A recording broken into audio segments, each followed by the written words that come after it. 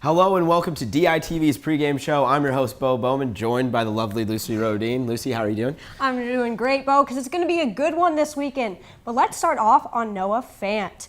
Fant is a preseason All-American and is the Iowa offense's biggest threat.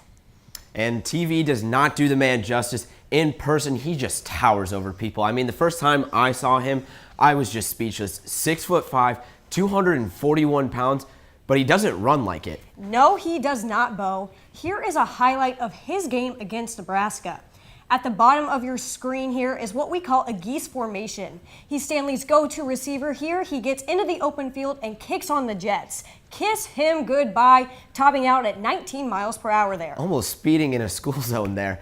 And he runs with power too. Opposing DBs get out the way. Here he is on a simple slant route against North Texas last year, and he just turns into a freight train, getting into the end zone for the score and pulling the defender with him there.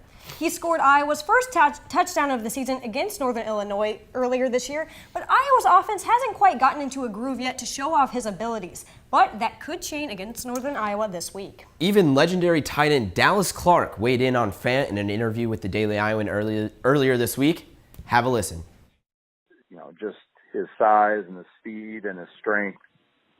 All those are, you know, you'd be happy with one of the three as a tight end, but having all three like he does is why he stands out and makes so many great plays for the team. Obviously some big shoes to fill there, but he's definitely off to a good start. But let's not forget, UNI has caused Iowa some trouble in the past. Yeah, I don't think anyone, including myself, will ever forget that 2008 game. Absolutely not. One of the most thrilling endings to an Iowa football game in recent memory. Let's take a look. UNI lined up to kick the game winner here, but it's blocked by Iowa. UNI recovers the ball with 1 second left on the clock and has another chance to win the game. So here they go, lined up for the second kick, and it's blocked again. They make sure to fall on it this time and win the game. So they're not ones to be overlooked by any Absolutely means, not. but here's what the team had to say about being careful not to take them at face value.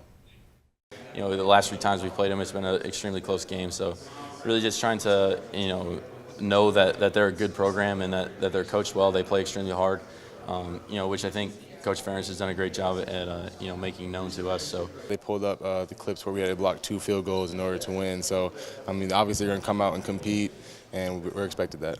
We don't want to overlook anybody. We just take it 1 week at a time, 1 day at a time, just try and get better and prepare the best we can for each opponent. We know we're going to get their best shot, and we're preparing just like we do every other game. Just 3 good days of practice during the week, kind of clean some stuff up on Friday, and got to be ready to go Saturday night.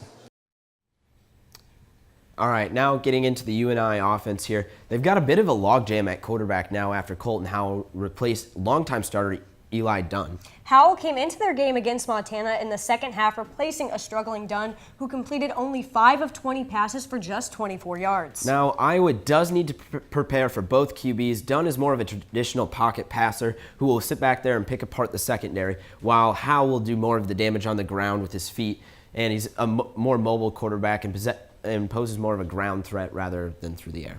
But it really won't matter who the Panthers start on Saturday because the Iowa defense has been a brick wall so far this year. That's right. The starters on defense have only given up 3 points through 2 games so far. That's incredible. And I don't think UNI is going to be able to put up much more than that, honestly. Yeah, they shut down Iowa State star running back David Montgomery last week, holding him to only 44 yards. The D-line is one of the best in the country, and the secondary is disciplined enough to keep the big plays from happening. And even the linebackers, who are the biggest question mark coming into the season, have proved to be a very solid unit. But incredible defenses are no stranger to Kirk Ferentz. Here's the defensive players from Tuesday reacting to their success so far. I mean, I guess we're just doing what we're supposed to do. I mean, go out there, put out the fire, shut the other offense down, and help give our offense good field position. Playing really together as a team these last 2 weeks, so I feel like we can only get better from now, though. So I feel like just getting better every week is our objective, so I feel like that's what we want to do. 2 good games so far. I think our starting defense has given up 3 points so far, but at the same time, that doesn't mean anything going into this week. We're going to get UNI's best shot offensively, and we got to be well prepared to handle that Saturday night. Now, before we go, let's run through some predictions. Lucy, you go first. Iowa defense is looking too good. I'm taking the Hawks by 21.